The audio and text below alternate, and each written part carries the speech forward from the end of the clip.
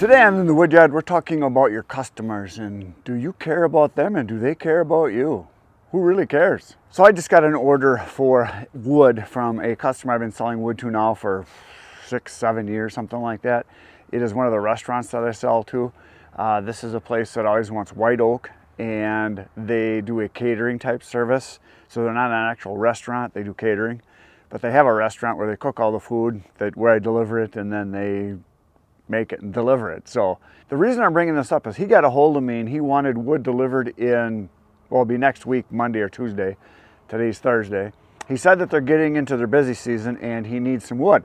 I said, fine, when would you like it? He said, well, Monday or Tuesday next week would be good for him. I said, fine, I can do either day. Well, that was yesterday, the day before he got a hold of me. Well, I looked at the weather forecast and tonight we're supposed to get torrential rains and then it's supposed to turn into snow.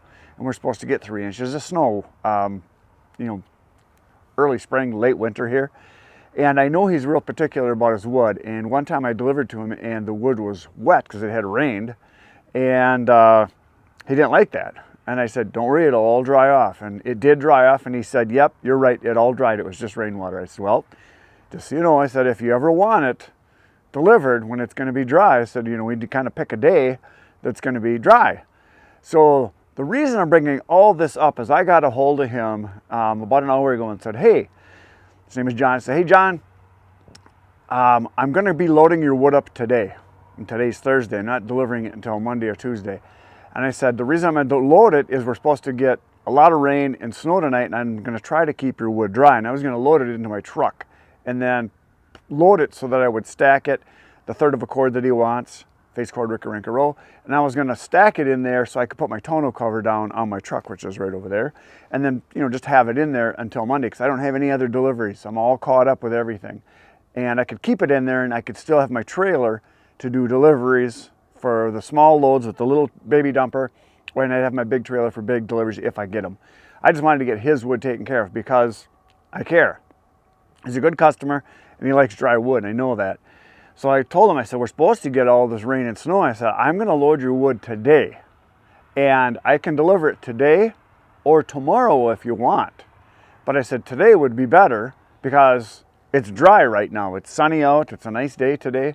I could get it delivered. I said, is that possible? Or should we just wait till Monday or Tuesday? And about 10 minutes later, he got home. He says, thanks so much for getting a hold of me. He said, I noticed that too. We were supposed to get rain and I was worried I was going to get a bunch of wet wood again, even though he knows that it would dry. And he said, yes, matter of fact, he said, if you can deliver it today, that would work. He says, how does 1 o'clock sound? I said, sounds awesome. I will see you then. So this whole thing I'm talking about, the reason I'm bringing it up is that if you care about your customers, they will care about you. If you don't care about your customers, they will find someone who will. If you contact your customers and do what I call maintenance, and what it is letting them know that you're still there, letting them know that you still have what they want, letting them know that you're curious about where they're at. And I've done this lots of times for my customers where I've got a hold of someone that I know normally would have bought wood from me because it's been a while. And I say, hey, haven't heard from you in a while, how's your wood situation? And surprisingly, they go, hey, I was just gonna call you, or hey, you're right, I hadn't looked, I'm just about out, or hey, you're right, I'm low, can you bring me some? So I've gotten quite a few sales over the years by getting a hold of people, whether it's a text or a phone call, just saying, hey, I was thinking of you because normally I know you get wood this time of year, or normally, you order every month and it's been a couple months, how's it going? And I do that on days when I don't have a lot going on. I have my client list, customer list that I go through, and I'll just look and say, oh, I haven't heard from Joe in a while. I wonder what he's up to. So I'll just send him a quick text saying, hey, Joe, haven't heard from you in a few months. Normally I know you're ordering wood again about now. How's the supply? I'm getting low. And usually what I'll do is I'll say, hey, I'm getting low. And you're one of my good customers. I want to make sure that you don't run out. Because when I run out, I'm going to be out. I kind of have the whole approach of the scarcity approach, it's called. Like, if you don't act now, you could miss out kind of a thing. That's how a lot of advertising works. Limited supply, while supplies last kind of thing. That's kind of what I'm getting at with all of this. But if you don't take care of your customers, they're going to find someone who will. If you don't stay active with them, communicating back and forth and letting them know that you're still in business, that you're still available, that you still have what they want. I will have people occasionally that will get a hold of me because it's been like a year since they ordered and say, hey Chris, you still selling firewood? I get that question a lot. Usually I'll get it in the fall, sometimes in the summer if it's people that are buying it for camp wood or for their backyard barbecue pit or their stove or whatever it is that if they're going camping. And I respond right away, absolutely, I've got wood. What kind are you looking for? Do you want the same as last time, same amount? Are you looking for more? I ask them all the usual questions, which you should be doing. You shouldn't just say, yep. I don't do that. Show that you care. Ask questions. When people ask you questions, it shows that they care. Kind of like if, I'm just going to take this from my ladies' standpoint because they're better at this than us guys. Us guys aren't good on compliments, but a lady would say to a friend of hers, a true friend, would look at her and say, hey, that outfit you got on, that looks really good on you. Where did you get it? That's a question. Compliment and then a question. And then she would say, oh, I got it at so-and-so. Well, what other colors do they have? Another question. Do they have all the different sizes available? Another question. How much did you pay? Another question. Do you know if they've got more other things to go along with it? Do they have other styles from that same manufacturer? Another question. Do you have other outfits like this? Do you like them? Questions. Ask questions. You know why? Because people like to talk about themselves, what they have and what they've got. Ask questions. The more questions you ask, the more it shows that you care. Say you got a grandchild that goes to school and you pick them up. The first thing you do is you say, do you have all your stuff? Do you have your backpack? Do you got your coat? How was school today? What did you learn? How are your friends? Did you make any new friends? Did you have fun at recess today? It shows that you care because you probably do because they're your grandchild. But you continue asking questions. Are you guys going anywhere special today when mom and dad get home from work? Do you have any plans for the weekend? Do you want to go fishing? You show that you care. Ask questions. So with your customers, look for things that are cues as to what you can ask them. If you see that they've got a lot of kids' toys in their yard when you pull in, it's like, oh, you got a lot of toys here. You must have a bunch of kids. That's awesome. I miss my kids. They're all grown up. How many do you have? People want to talk about that kind of stuff. If you see that there's a dog in the yard, ask about their dog. What kind of dog is it? How old is it? How long have you had it? Have you had the same kind of dog before? Did you do special training with it? Did you do obedience classes? All the things. People want to talk about their stuff. Ask questions. Show that you care. If you show that you care, they will care about you. And that's how you get referrals, because they will tell their friends, family members, neighbors, people they work with, hey, if you need firewood, this is the guy. If you need this, this is the guy. Really good service. That's what they're after. The quality of the wood, yeah, that's nice. That's nice. Anybody can produce good wood. It's the amount of care and service you give them that matters. That's what separates the caveman from Einstein, the quality of the care and the service and the information that you give them. That's the difference. Don't be a caveman. We're going to go do a delivery right now. We're going to chuck some wood. All right, the wood is in the trailer, third of a cord, a little more than that. In the end, I threw in a bunch of small stuff. I had some kindling over here to the side that I threw out because I know he likes some of the small stuff for getting the fire going. So I threw in probably like a couple armfuls of that. This was my white oak bin. There's a little bit of red in here, but it's probably 90% white oak.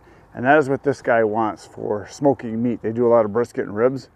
And he's always gotten oak in the past, and then he switched over to where he wanted just white oak. So that's what I threw in. There's some red in here. I tried not to grab that, so I tried to throw just all the white oak in. So trying to pay attention to it. The other thing I did is I paid attention to the sizes. I didn't throw anything big in there, anything that was like, like heating type wood. I tried to have the small ones, the stuff that's like this would be like a big one for him. Like half of that would be ideal. He generally wants the stuff like this right here. Small stuff, the size of your forearm. That's about all he wants because they only put in a piece or two at a time. So I will be telling him when I get there, I will say, hey, I kind of paid attention. I tried to pick out the smaller stuff because I know you like that. And the other big thing I want to do is, again, service and ask him questions. I'm going to ask him now, This will stock you up for a while. How long will this last? Which I know is he's probably going to say like a month.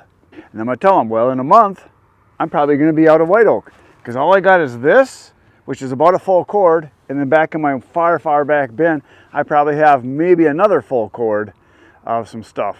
And that's it. Then I'm out of white oak. So I'm going to tell him, well, if you're thinking you're going to need some, my suggestion is that you get it and we find a place to put it, because I will sell all of it before you need more. So again, I'm going to let him know that I care and I want to take care of him. I'm going to tell him I don't want you to run out, but I'm getting down there. I am down to maybe another 6 face cords, because he gets a face cord at a time, 3rd cords. And I'm telling him, if you want to not run out, I probably should bring you some in the next week or 2. He may even say, hey, bring it right away next week.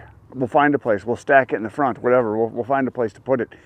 Because I want to make sure he doesn't run out. I want to make sure he's got a couple months worth before I get more. And I've got a source to get some more. So that's not going to happen, though, for probably 3 or 4 months. So I want to make sure that I get him the wood, because he's the #1 guy that wants white oak. So again, I'm going to try to ask him questions, find out what he needs, find out what he wants, find out what he's thinking for the future, plan ahead, let him know that I care about him, because like the old saying goes, people don't care about you until you show them how much you care about them. That's important, very important. And if you don't get that, good luck, because it's what matters in business, caring about the other people. Find out what they need, help them get it. That's job 1 of any business. Find a need and fill it. Find out what people want, help them get it. If you can fulfill people's wants, needs, desires, you're golden. It's that simple, it really is. So that's what we're gonna do. So we're gonna go deliver this right now, and then we'll talk to him. You'll see it getting stacked.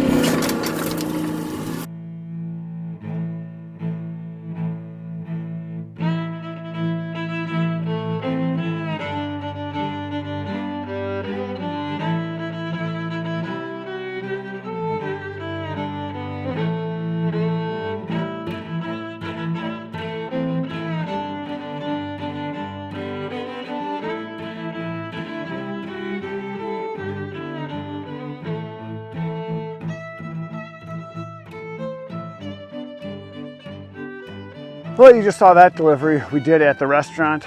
We unloaded it, stacked it, and I told him about that I've only got a little bit of white oak left, and that if he wants more, he should get a hold of me as soon as possible. He says, well, when you get down there, he said, if you're down to just a little bit left, he said, call me and I'll buy it.